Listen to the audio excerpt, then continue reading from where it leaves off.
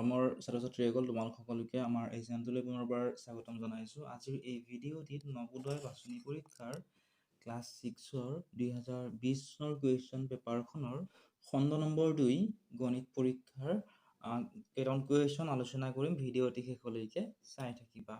2020 চনত এইটো প্ৰশ্ন আহিছিল, 6টা অংকৰে গঠিত আটাইতকৈ ডাঙৰ সংখ্যাটো আৰু 5টা অংকৰে গঠিত আটাইতকৈ ডাঙৰ সংখ্যাটোৰ মাজৰ পাৰ্থক্য নিৰ্ধাৰণ কৰিব দিছে। এতিয়া 6টা অংকৰে গঠিত আটাইতকৈ ডাঙৰ সংখ্যাটো হৈছে 9,99,999 আৰু 5টা অংকৰে গঠিত আটাইতকৈ ডাঙৰ সংখ্যাটো হৈছে 99,999। দুয়োটাৰে মাজত আমাক কি কৰিব দিছে? পাৰ্থক্য উলিয়াবলৈ দিছে, অৰ্থাৎ বিয়োগফল উলিয়াবলৈ দিছে। অপশ্যনসমূহ তোমালোকে চাই লোৱা আৰু প্ৰথমতে তোমালোকে নিজে বিয়োগফলটো উলিয়াবলৈ চেষ্টা কৰা। যদিহে জানিছা তোমালোকে কমেণ্ট ছেকশ্যনত জনোৱা, আৰু যদিহে তোমালোকে নাজানা তেতিয়াহ'লে ভিডিঅ'টো শেষলৈকে চাই থাকা। চোৱা, প্ৰথমতে আমি এনেধৰণে লিখি ল'লোঁ সমাধান। আমি প্ৰথমতে কি লিখিম? আমি প্ৰথমতে লিখিম 6টা অংকৰে গঠিত ডাঙৰ সংখ্যাটো। আমি জানো যে 6টা অংকৰে গঠিত ডাঙৰ সংখ্যাটো হৈছে 9,99,999। এই সংখ্যাটোৰ পিছত আমি কি পাম? 10 লাখ পাম। 9,99,999 পিছত আমি কি পাম? 10 লাখ পাম। 10 লাখ সংখ্যাটোত কিন্তু 7টা অংক আছে। গতিকে 6টা অংকৰে লিখিব পৰা আটাইতকৈ ডাঙৰ সংখ্যা হৈছে এইটো। এই সংখ্যাটোৰ পৰা আমি 5টা অংকৰে গঠিত বা লিখিব পৰা আটাইতকৈ ডাঙৰ সংখ্যাটো লিখিম। সেইটো হৈছে 99,999। 5টা অংকৰে গঠিত ডাঙৰ সংখ্যা বুলি কেনেদৰে গম পালো? ইয়াত চোৱা, 1, 2, 3, 4, 5টা। ইয়াত 5টা অংক আছে আৰু এই 99,999 পিছত আমি কি পাম? 1 লাখ পাম। 1 লাখত তোমালোকে চোৱাচোন, 1 লাখ। 1 লাখটো যদিহে আমি চাওঁ, ইয়াতে কেইটা অংক থাকিব? একক, দশক, শতক, হাজাৰ, 10,000, লাখ। 1 লাখ সংখ্যাটো আমি 99,999 পিছত পাওঁ। ইয়াত কেইটা অংক আছে চোৱাচোন, 1, 2, 3, 4, 5টা, 6টা। সেইকাৰণে আমি গম পালো যে 5টা অংকৰে লিখিব পৰা আটাইতকৈ ডাঙৰ সংখ্যাটো হৈছে 99,999। এতিয়া আমি কি কৰিব লাগিব? বিয়োগ কৰিব লাগিব। আহা আমি বিয়োগটো কৰোঁ। ঠিক আছে, বিয়োগ কৰাৰ পিছতহে আমি উত্তৰটো পাম। এতিয়া চোৱা, 9ৰ পৰা 9 গ'লে কিমান থাকিব? 0 থাকিব। এই 9টোৰ পৰা এই 9টো বিয়োগ কৰিলেও 0 থাকিল। এই 9টোৰ পৰা এইটো 9 বিয়োগ কৰিলেও 0 পাম। এইটো 9ৰ পৰা এইটো 9 বিয়োগ কৰিলেও 0। আকৌ ইয়াতে 0 হ'ব, আৰু এই 9টোৰ তলত যিহেতু একো নাই, গতিকে ইয়াতে কি হ'ব? 9 হ'ব। অৰ্থাৎ 9,99,999ৰ পৰা আমি 99,999 বিয়োগ কৰোঁতে আমি কিমান পালো? 9 লাখ পালো। একক, দশক, শতক, হাজাৰ, অযুত বা 10,000, লাখ। 9 লাখ আমি পালো। গতিকে তোমালোকে চোৱাচোন, অপশ্যন নাম্বাৰ ডিত দিয়া আছিলে 9 লাখ, গতিকে অপশ্যন ডি হ'ব এই কুৱেশ্যনটোৰ শুদ্ধ উত্তৰ হ'ব অপশ্যন নাম্বাৰ ডিটো। আশা কৰিছোঁ তোমালোকে বুজি পালা। নেক্সট আৰু এটা এনেকুৱা প্ৰশ্ন আহিছিলে যে 45, 60 আৰু 75ৰ গসাগু আৰু লসাগুৰ যোগফল কি হ'ব? অৰ্থাৎ আমাক কি কৈছে? 45, 60 আৰু 75 প্ৰথমতে আমাক গসাগু উলিয়াবলৈ দিছে, তাৰপিছত আমাক লসাগু উলিয়াবলৈ দিছে। গসাগু আৰু লসাগু যিটো আমি পাম, সেই দুটা আমি যোগ কৰিব লাগিব, আৰু যোগ কৰাৰ পিছত যিটো যোগফল পাম সেইটো আমাক সুধিছে। অপশ্যনসমূহ চোৱা, এত দিছিলে 540, অপশ্যন বিত দিছিলে 390, অপশ্যন চি 915, অপশ্যন ডিত দিছিলে 615। তোমালোকে প্ৰথমতে নিজে চেষ্টা কৰা, প্ৰথমতে গসাগু উলিয়াই লোৱা, তাৰপিছত লসাগু উলিয়াবলৈ চেষ্টা কৰা, আৰু গসাগু আৰু লসাগু যিটো সংখ্যা পোৱা তোমালোকে যোগ কৰি উত্তৰটো কমেণ্ট ছেকশ্যনত জনোৱা। আৰু যদিহে তোমালোকে লসাগু বা লসাগু উলিয়াব নাজানা তেতিয়াহ'লে ভিডিঅ'টি শেষলৈকে চাই থাকা। আৰু আমাৰ পেইড ক্লাছসমূহত যদি তোমালোকে জইন হ'ব বিচৰা, ডেছক্ৰিপশ্যনত হোৱাটছএপ নম্বৰ দিয়া আছে, তাত মেছেজ কৰি তোমালোকে সুধিব পাৰিবা। মাত্ৰ 59 টকা পে' কৰি তোমালোকে জইন হ'ব পাৰিবা। প্ৰথমতে আমি গসাগু উলিয়াও আহা। প্ৰথমতে আমি 45, 60 আৰু 75ৰ গসাগু উলিয়াও আহা। ঠিক আছে, গসাগু কেনেদৰে উলিয়াব লাগে তোমালোকে চাই যোৱা। তোমালোকে প্ৰথমতে ইয়াতে ধুনীয়াকৈ 45 এনেকুৱা ধৰণে লিখি লোৱা। এতিয়া 45ৰ 45ৰ এককৰ স্থানত কি আছে চোৱা। এককৰ স্থানত যিহেতু 2 আছে, 5 আছে, গতিকে 2ৰে প্ৰথমতে আমি চাব লাগে হৰণ যায় নে নাযায়। 2ৰে নাযায়, কাৰণ 2 2 4 হ'ব, আৰু 5ক সম্পূৰ্ণৰূপে আমি বাৰ দিব নোৱাৰোঁ। 3ৰে চাওঁ আহাচোন, 3 × 3 হ'ব, তাৰপিছত 1 বাকী ৰ'ব, এটা 15 হ'ব। 3ৰে যাব, 3ৰে আমি কৰোঁ আহাচোন। 3 × 1 কিমান হ'ব? 3।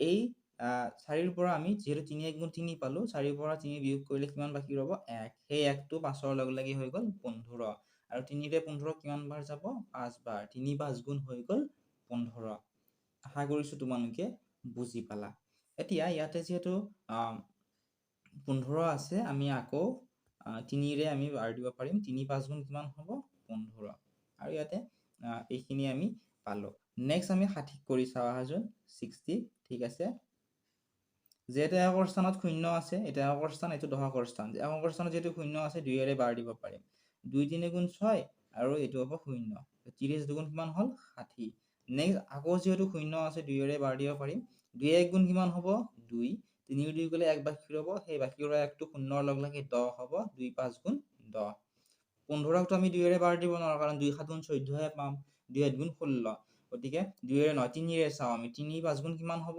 15 ঠিক আছে এতিয়া আমি 75ৰ চাওঁ আহাচোন 75ৰ যেহেতু একৰ স্থানত 5 আছে 2ৰে নাযায় 3ৰে চাওঁ আমি 3 দুগুণ হ'ব 6 7ৰ 6 গ'লে 1 বাকী ৰ'ব ঠিক আছে 3ৰে যাব 3ৰে 7ক কিমান বাৰ দিব পাৰিম দুবাৰ 3 দুগুণ হৈ গ'ল 6 7ৰ পৰা 6 বিয়োগ কৰিলে 1 বাকী ৰ'ব এই বাকী ৰ'ৱা 1টো 5ৰ লগে লগে হৈ গ'ল 15 3ৰে 15ক 5 বাৰ দিব পাৰিম 3 5 গুণ 15 3ৰে 25ক বাৰ দিব পাৰিম নে চোৱাচোন 3ৰ ভাগ মাতা 3 8 গুণ কিমান হয় 24 3 9 গুণ 27 গতিকে 3ৰে নোৱাৰো 4ৰেও নোৱাৰো 5ৰে আমি পাৰিম চোৱাচোন 5ৰে 5ৰ ভাগটো মাতা 5 5 গুণ কিমান পাবা 25 ঠিক আছে এতিয়া তোমালোকে এনেকুৱা ধৰণে লিখি লোৱা এতেকে 45ৰ তোমালোকে ইয়াতে কি পালা চোৱা 3 into 5 পালা 60 আছে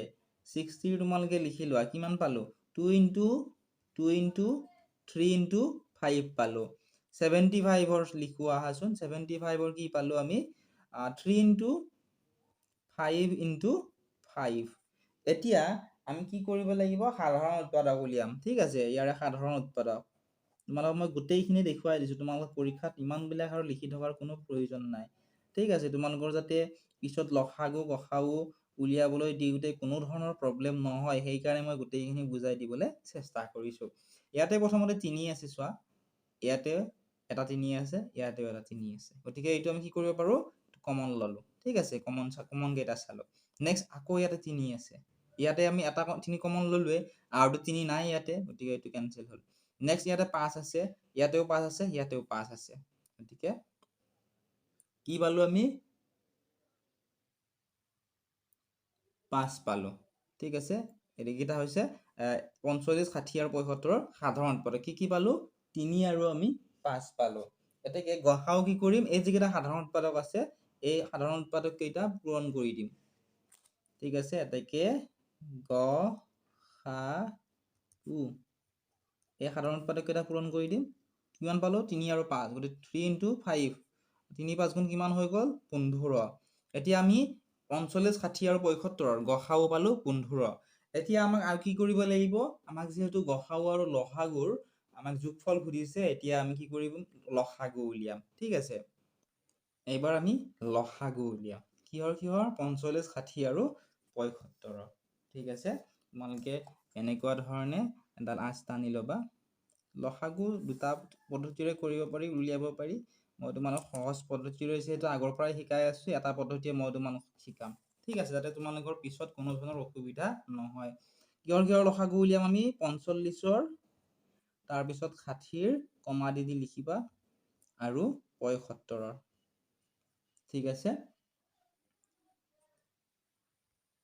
দিকে চোৱা প্ৰথমতে আমি 2ৰে চাম 2ৰে 45ক নোৱাৰো গোটে 45 ইয়াতে লিখিলো 60ক দিব বাৰ যাব 30 বাৰ 30 দুগুণ 60 75কো নাযায় ঠিক আছে নেক্সট আকৌ আমি 2ৰে চাম 45ক নোৱাৰো 30ক আমি পাৰিম 15 বাৰ 15 দুগুণ 30 আৰু 75কো আমি এনে ধৰণে লিখিম ঠিক আছে নেক্সট আকৌ আমি এইবাৰ কি হেৰে এককৰ স্থান কেইটাত যেহেতু 5 আছে এইবাৰ আমি 5ৰে চাম ঠিক আছে 5ৰে আমি উলিয়াবলৈ চেষ্টা কৰিম তোমালোকে চোৱা 3ৰেও যাব চোৱা 2ৰ পিছত যেহেতু 3 পাও 3ৰে কৰো আমি 3 1 গুণ কিমান হ'ব 3 4ৰ পৰা 3 গ'লে 1 বাকী ৰ'ব বাকী ৰ'ৱা 1টো 5ৰ লগে লগে 15 হ'ব 3 5 গুণ 15 কমা দিয়া 3ৰে 15 কিমান বাৰ যাব 5 বাৰ 3 5 গুণ 15 3ৰে 75 চোৱাচোন 7ক প্ৰথমতে চোৱা 3 2 কিমান 6 7ৰ 6 গ'লে 1 বাকি ৰ'ব ইয়াতে 15 হ'ব আৰু 3 5 গুণ 15 ইয়াত কি পালো 15 5 আৰু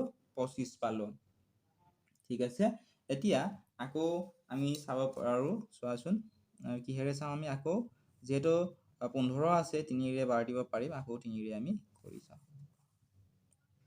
তোমালোকে ভালদৰে চাই যোৱা 3ৰে চাও 3ৰে 15 কিমান বাৰ যাব 5 বাৰ 3 5 গুণ 15 ইয়াতে 5ক যেহেতু বাৰ দিব নোৱাৰো 5 লিখিলো আৰু 25কো নোৱাৰো গতিকে 25 লিখিলো ইয়াতেও 5 পালো ইয়াতেও 5 ইয়াতেও 25 পালো এবাৰ আমি 4ৰে চাম 4ৰেটো নোৱাৰিম গতিকে নোৱাৰিলে আমি 5ৰে কৰিম 5ৰে নিশ্চয় আমি পাৰিম গতিকে চোৱাচোন 5ৰে চোৱা 5 1 গুণ 5 5 1 গুণ 5 আৰু 5 5 গুণ হৈ গ'ল 25 এতিয়া লসাগু আমি কেনেদৰে উলিয়াব লাগে আমি ইয়াতে যি কেইটা পালো এইকেইটা আমি পূৰণ কৰি দিব লাগিব ঠিক আছে এতিয়া পূৰণ কৰি চাও আহা এতেকে লসাগু